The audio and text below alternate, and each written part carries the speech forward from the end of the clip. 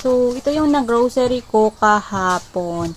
Worth 6,161 pesos. So, 1 trans ng chichirya and 3 carton.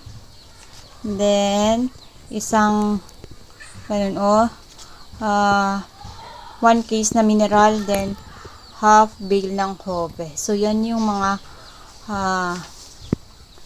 ito yung mga na-grocery ko kahapon. So, ito yung carton na to is milk, Bear Brand, meron tayo.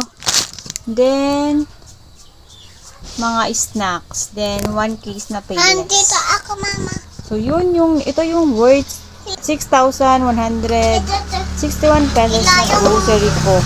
So, dagdag na naman dito sa aming munting